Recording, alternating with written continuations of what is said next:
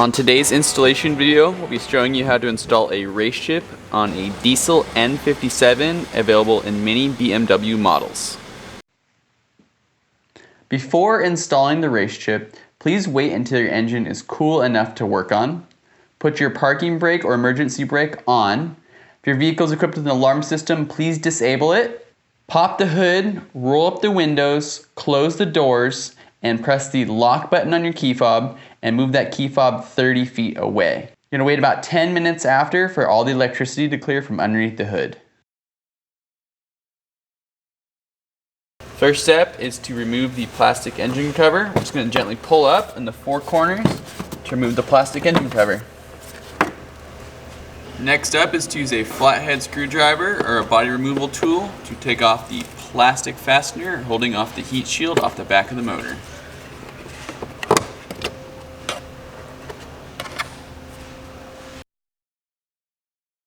Now that we've removed the plastic engine cover and the fastener on the back, we now have access to our A connection, going to our common rail right here, and our B connection is going to our manifold right back here.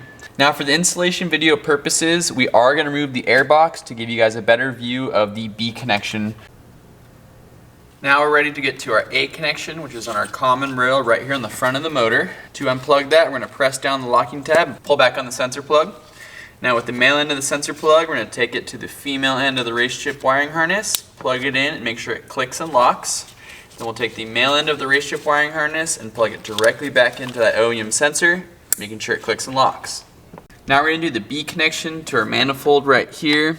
Please note, if you do actually remove the heat shield on the engine, that you can actually follow along this wiring harness and get directly to the manifold pressure sensor. So we're going to go ahead and do that with our B connection right now. Just like the A, we're going to unplug the OEM factory sensor plug. We're going to pull back on that locking tab and push down to unplug the OEM sensor plug. Then we can take the female end of the wiring harness from RaceChip and plug that directly in. Make sure we lock it in place with that white locking tab. Then we'll take the male end of the RaceChip wiring harness, plug it directly into that OEM sensor, make sure it clicks, and lock it in place with that gray locking tab. Using the shorter of the supplied zip ties, go ahead and route and zip tie the wiring harness away from any hot or moving parts.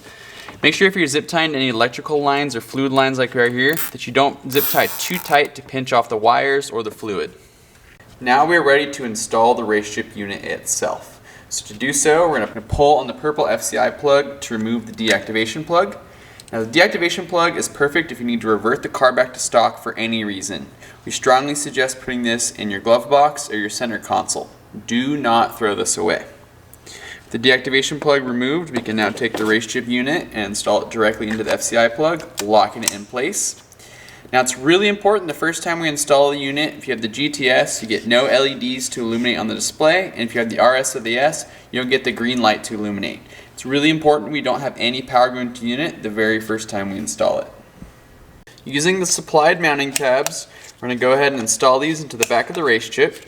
The really nice thing about these is if you ever need to remove the unit for any warranty work or service, instead of having to cut the zip ties, instead you can press down the locking tabs in the four corners to remove the RaceChip from the zip ties and leave them in place. Also, you can use the longer supplied zip ties to either mount vertically or horizontally using the mounting tabs. Now we're ready to move on to the installation of the RaceChip itself.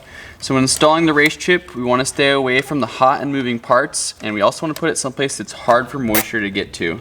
So generally, anywhere near a headlight, a fuse box, or even the battery is a good spot. So for this application, we're going to go ahead and lock it down right here on the driver's side behind the headlight.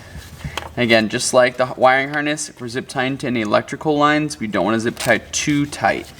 With everything securely mounted in place, go ahead and cut the excess ends off the zip ties to give everything a nice OEM look. And last but certainly not least is to reinstall the plastic engine cover.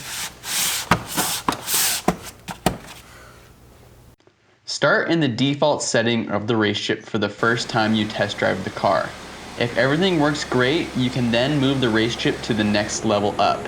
Be aware that the car needs some time to adapt before releasing the full performance upgrade. Now, get out, drive, and enjoy your RaceChip.